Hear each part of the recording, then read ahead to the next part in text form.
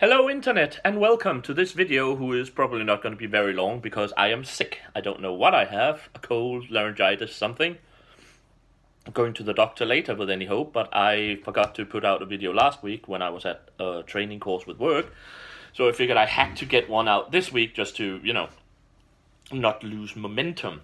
So this is going to be a fairly short video. It's basically going to be about the Spanish Armada in the 1580s. And I'm not going to tell the entire story with a lot of background like I usually would. Because like I said, this is basically just about getting it out. So this is just the story of the Spanish Armada with a little bit of backstory, just a tiny bit. But from it set out from Cadiz until it returned back to Spain a good bit of a year later after having, lost a lot. So yeah, enjoy. Right, a little bit of backstory is necessary. The Spanish Armada basically stemmed from a twofold situation. Namely, one, the Reformation of England, which had turned them into the Protestant camp, which didn't sit well with Philip II of Spain, who basically considered himself...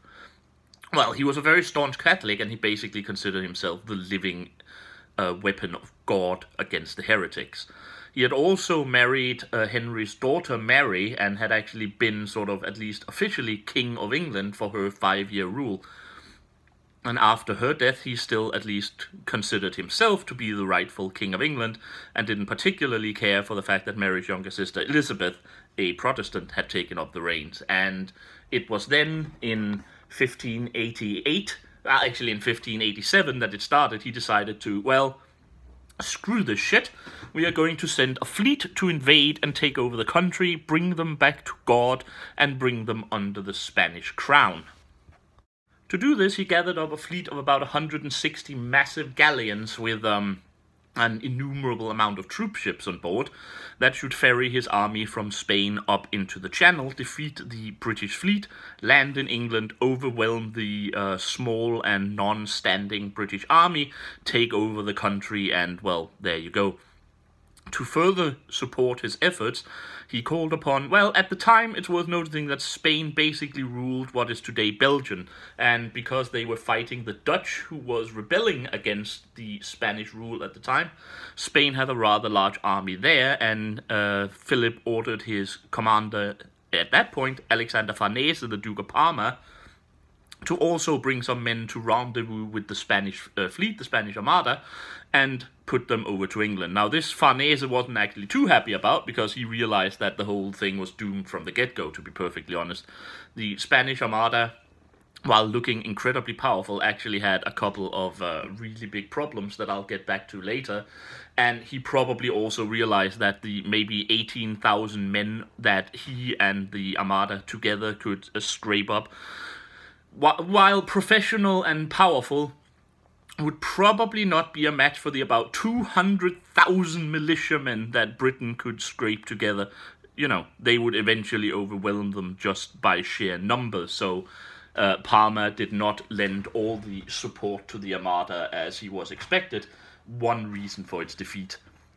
Another reason was the fact that it was basically old-style, semi-medieval galleons with a high forecastle and a high aftercastle. The point was to make ships that was very powerful, didn't sink easily, and could move up next to other ships, do boarding operations, and then basically find a land battle on sea. This was how battles have been fought at sea for hundreds and hundreds of years, to be perfectly honest.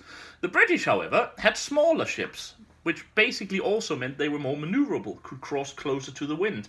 And more specifically, they didn't rely on this particular concept of moving up and fighting boarding operations. No, they had begun the concept of firing broadsides, relying on cannon gunnery for shipborne combat rather than actual boarding operations, which would come back to haunt the Spanish quite a bit later.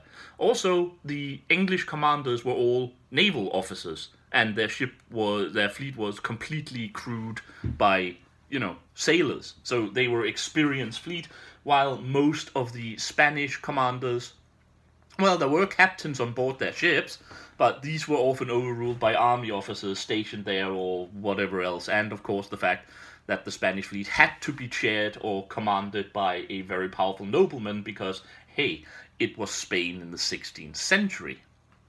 Everything came to a head in 1587 when the Pope excommunicated Elizabeth of England and absolved all Catholics of their oath of allegiance to her, which led to a couple of plots against Elizabeth, which eventually led to the execution of Mary, Queen of Scots. This basically eventually meant that Philip realized it had to be now, while there was still some degree of discontent in England. So he decided to plan this operation himself, which would probably have been a good idea if he hadn't done it alone with just some of his best friend in Escorial in Madrid, and, you know, not actually realizing what the hell was going on. But he did create the orders, and the massive armada was created around Cadiz under a very experienced naval veteran named the Marquis of Santa Cruz. The problem with the Marquis of Santa Cruz was that just as the fleet was about to take off, he died. That was a bit sad. One can only imagine what would have happened if an actual experienced naval commander had been in charge of it, though in the end the problems that the Armada faced wouldn't have been that much different. However, eventually Philip instead settled on his good friend, the Duke of Medina Sidonia. And the problem with the Duke of Medina Sidonia wasn't that he wasn't an earnest and true commander, it was the fact he's never commanded a single ship before. Hell, he hadn't even commanded soldiers before, but he was of high noble rank, and that mattered. Actually, to be perfectly honest, a lot of people have been very down on Medina Sidonia in the last 400 years. I actually give him a lot of credit for not turning the whole thing into a worse disaster than it already was, considering what he had to, well, fight against. Well, Medina Sidonia, after trying several times to get Philip to appoint someone else, eventually reached the fleet of Cadiz and realized that he was in big trouble, because ever since Santa Cruz had died, the fleet had been laid up in the harbor, and Philip had ordered that the sailors weren't allowed to come ashore. So they were stuck, sickly, and without that many supplies on ships out in the middle of the bay, and things were rather awful. So he had to spend a few weeks, get some of the men to shore, and at least create some degree of lack of possibility of his entire fleet dying of disease or, for that matter, mutinying against him right in the middle of things before he could set up for the Spanish naval bases in northern Spain, up near Ferrol and Vigo and those sort of things, where he then spent another 9 months gathering ships and basically getting things in order. This wasn't necessary, there wasn't anything he could do about it, but of course it also meant that the English actually by now absolutely realized what was coming and was able to gather their ships, their fleets, and, well, their militia to get ready. And by this point, to be perfectly honest, Philip should probably have realized that this wasn't going to work, but hey, you're the living arm of God, and you don't really talk to anyone except your confessor and your closest friends, so, who knows? Finally, in mid-July, the ship was ready to sail, or at least as ready to sail as they could be, and Medina Sidonia gave the order, and the Armada set course north to the to the English Channel, where Philip's orders was to go in, destroy the British fleet, and pick up Farnes's contingent from Calais, and then, land in England and, win the country. Easy peasy. However, a couple of things worked against him. Well, first of all, there was this massive transport fleet in the middle of his warships that he actually had to protect. So his ship, again, couldn't sail faster than the slower ship, which meant that the fleet literally crawled towards the English channels with, it's been estimated, about 2.5 knots per hour. So, yeah, not exactly the fastest Armada ever seen. When they then got up in the channel, they seemed to realize some other problems, namely the fact that, again, the Spanish fleets and the Spanish warships were cumbersome, slow, and while powerful, they had to get next to the British ships to have any chance of actually defeating them in combat, because, again, boarding operations. The British fleet under Francis Drake and Lord Howard basically then lay off the Spanish fleet, harassing them with long-distance cannon fire.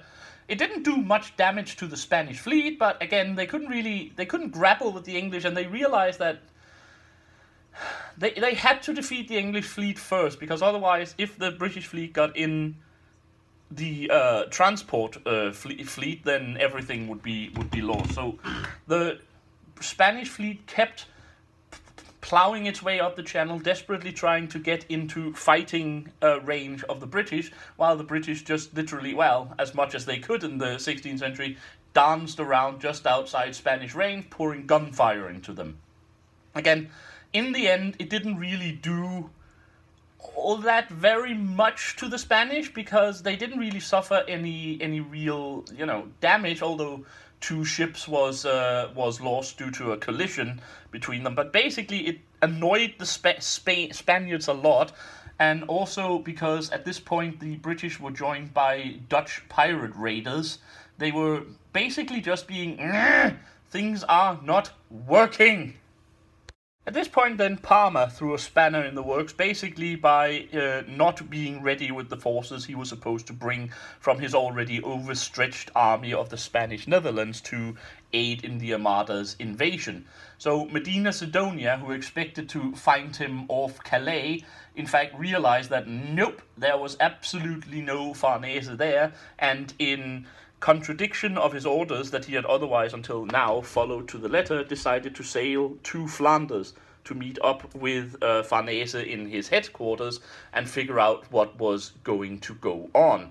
Unfortunately, eventually, they realized that Farnese hadn't got any troops, had no intentions of getting any together, and would not be helping at all. After a couple of inconclusive engagement between the Spanish and the English, the Spanish fleet eventually anchored up outside Calais to figure out what the hell they were going to do. The Spanish weren't really happy about it, but, there is absolutely no way they could take the Armada up the narrows of the English Channel without pilots, and they had no way of dealing with, anything. So Medina Sidonia anchored his fleet and sent desperate letters to Parma to actually, get your men together and get here. It's our only chance. Now, unfortunately, by this time, it was too late. The Spanish fleet were anchored in a tight group because, of course, that was their defense against the English raiders who were, dancing right outside doing pinpricks. But that also meant that because they were in this tight group, they couldn't really break out and move out on the sail as quickly as they should. And the British then basically decided to, take advantage of this. Because at midnight on the 28th of July, 1588, the British sent 8 fire ships into the center of the Spanish Armada. The Spanish had, of course, anticipated such a possibility and decided to post, smaller vessels that attempted to tow the fire ships into shallow waters where they couldn't actually, reach the Spanish vessels. Unfortunately, this didn't work. They only managed to tow one away, and the others went straight into the heart of the Armada, and the only way the Spanish could avoid basically being set ablaze and lose their entire fleet was to cut their main anchors and just sail away eastwards as quickly as, the wind would allow them. This caused a bit of problems later because this loss of the main anchors basically meant that when they were later ravished by storms trying to get back to Spain, a hell of a lot of ships were beached and destroyed because they couldn't, put down anchor and wait things out. However, later on the 28th at dawn, the Armada was scattered all across the British Channel. However, the main fleet was around somewhere called Gravelines or Gravelines. I don't know how it's pronounced. It's French and Belgium. But anyway, that was when the British finally did a full charge attack. Instead of harassing, they pulled their fleet together, turned straight into the Spanish Armada, and exchanged broadsides with them. Never getting completely close enough for the Spanish to use their boarding operations, but instead of long-distance gunfire, go almost up to them and just smash them with cannons. And, of course, as the Spaniards didn't really have any large cannons aboard, because, hey, the Spanish tactic was to fire one massive broadside and then have every one of their troops go board the British ships. This, as you can imagine, turned into a Spanish disaster. It wasn't so much that the Spanish lost a lot of ships, again only 1 and 2. The problem was that the cannon fire, which often hit below the waterline, did a lot of damage to the surviving Spanish ships and also killed a lot of their crew members. And basically at this point Medina Sidonia realized that any attempt of actually bringing the fleet to England was doomed and lost. In fact, he couldn't even claw his way back down the channel due to contrary winds and currents and the English fleet waiting for him, not to mention that his armada was helplessly scattered and lost. So he did the only thing he possibly could do, a very brave order actually, but he basically ordered north about, which was every single Spanish ship go north of the British Isles, down outside of Ireland, and retreat down to Spain. Now, brave, yes. Only possible thing he could do if he didn't want to put in at some Belgian ports and be blockaded there, yes. Good idea? No. Definitely not. First of all, they had no maps or charts, the Spanish, over what they would encounter up there. So lots of ships just foundered on hidden reefs and sandbanks and so on. And secondly, they ran straight into a massive storm season that utterly scattered, destroyed, and, well, annihilated most of their fleet. Tons of ships were basically, you know, either beached or wrecked by the storm. Some even exploded when some fire reached their gunpowder chambers and so on, until, you know, eventually most of the ships were wrecked or damaged or anything. Only about half of the Armada reached the Spanish coast again. While the Armada's loss in hindsight was probably a given, in the meantime, it had some very powerful implications. First of all, it marked the signal decline of the Spanish Empire from the most powerful in the world at the time until they basically became utterly irrelevant about 100 years later. It cemented England's Protestantism, it cemented Elizabeth's rule, it created the British reliance on their fleets rather than on their armies, which was to become so important at a later date, and it basically also ensured that the Dutch, which had suffered badly under Farnese's attack, got a small breather to regain their strength and continue the revolt there. But yeah, that was the Spanish Armada, a well-meaning, to a certain degree, if you come from a Catholic standpoint, attempt to bring heretic England back into the fold, but utterly doomed by inexperienced officers, bad communication, bad logistics, and a ruler and planner who, well, probably wasn't all there, if we have to be completely honest. But yeah, that was the Spanish Armada. Well, that was it, my video about the Spanish Armada. I admit it wasn't quite as good as I wanted it to be. It wasn't as long as I wanted it to be. Well, I didn't want it longer, but there was a lot of stuff I wanted to talk about. Tell various anecdotes, tell various reasons, again, for the backstory of the thing, why the Armada failed. Perhaps a bit more about the Dutch revolt, even though that will probably eventually get its own video. But, yeah. I will probably return to this again next week, like I did with the French-Indian War, and do when I hopefully feel a lot better than I do now, because right now I feel like crap, to be perfectly honest, and then do a video that sort of touches on all the things I didn't get to touch upon this time. That will be my hope, at least, to be able to do that. This will also be the last video I will do next week before I leave for another vacation to America. So yeah, also expect something silly again, because the last time before I leave also needs something silly like my various facts about Arizona last time. But yeah, until then, I have been the Sage, and I wish you all a very happy day.